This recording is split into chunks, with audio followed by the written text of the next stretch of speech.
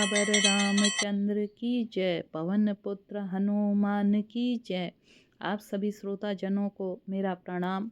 आप सभी जानते हैं कि पिछले कुछ समय से मैं रामचरितमानस का शुद्ध पाठ हिंदी में आप लोगों के बीच में ला रही हूँ। कलयुग में तुलसीदास जी ने कहा है कि भगवान राम का नाम सुनने मात्र से हमारे कई पापों का निदान हो जाता है। और आज मैं आप लोगों के सामने रामचरितमानस की कुछ ऐसी चौपाइयाँ ला रही हूँ जो हमारा आपका सभी का जीवन बदल देती हैं। क्योंकि मनुष्य के जीवन में तीन ही भाव होते हैं, पहला हर्ष, दूसरा शोक और तीसरा भय। हर्ष यानी खुशी, शोक यानी दुख, भय का मतलब डर।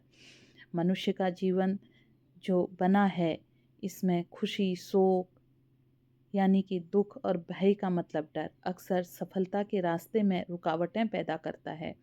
आमतौर पर इस डर को काम करने के लिए हमें धार्मिक ग्रंथ रामचरितमानस का पाठ करते हैं तो इससे हमारे जीवन में सकारात्मकता बनी रहती है।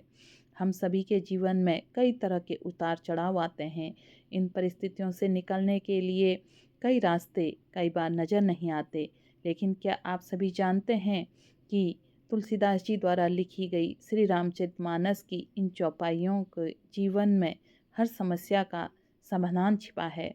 अगर हम इन चौपाइयों का पाठ करें या इनका श्रवण करें तो हमारे जन्म जन्मांतरों के पापों से मुक्ति, भय, रोग आदि सब दूर हो जाते हैं। साथ ही जीवन में जीने की एक नई प्रेरणा भी मिलती है। आज मैं आपको आगे की उन चमत्कारिक चौपाइयों का पढ़ भी रही हूँ और उनका अर्थ विस्तार से बता भी रही हूँ। तो हमारी जो पहली चौपाई है जिससे हमारे मन में कई सारी चीज़ों का जो भय बना रहता है, ये उस संशय को ख़त्म करती हैं।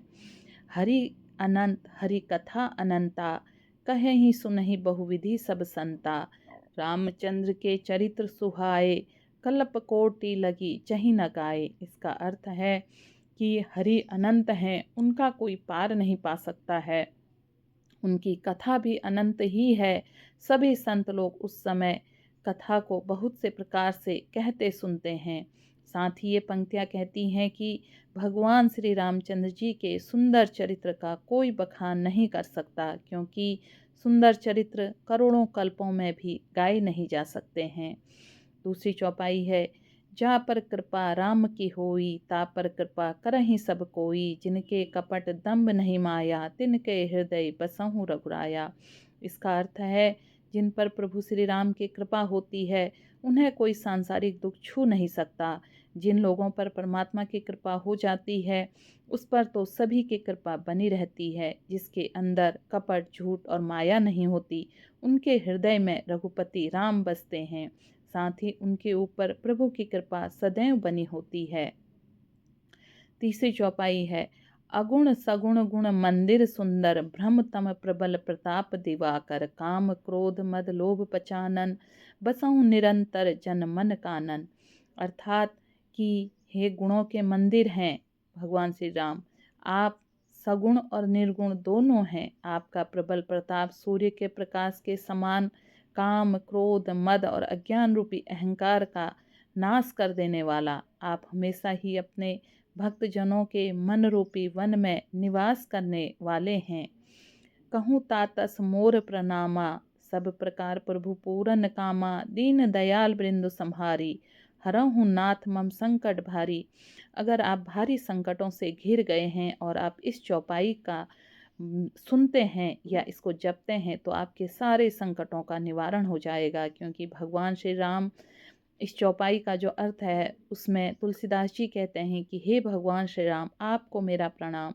मेरा आपसे निवेदन है कि हे प्रभु, अगर आप सभी प्रकार से पूर्ण हैं, अर्थात आपको किसी प्रकार की कामना नहीं है, तथापि दीन दुखियों पर दया करना आपकी प्रकृति है, अतः हे नाथ, आप मेरे सभी संकटों को हर लीजिए। हो ही सोई जो राम रचि राखा, का करे तर्क बढ़ावें साखा।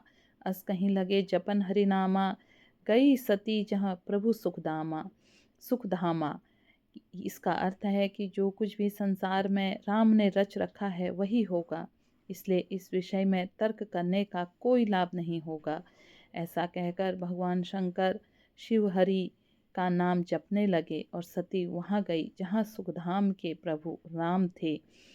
तो अगर हमें जीवन में बहुत सारा कष्ट है, हमारा कष्ट नहीं जा रहा है और हम मन से परेशान हैं, तो अगर आप इस चौपाई का बार बार श्रवण करते हैं तो आपके जो दुख हैं उन दुखों को विराम मिलेगा। एक बार मैं फिर से इस चौपाई को कहती हूँ। कह तात अस मोर प्रणामा, सब प्रकार प्रभु पूरन कामा, दीन दयाल वृंदु सभारी, हरऊ नाथ मम संकट भारी। इन चौपाइयों को अगर आप बार बार सुनते हैं तो आपका कोई काम नहीं रुकेगा। प्रेम से बोलिए जय श्री राम।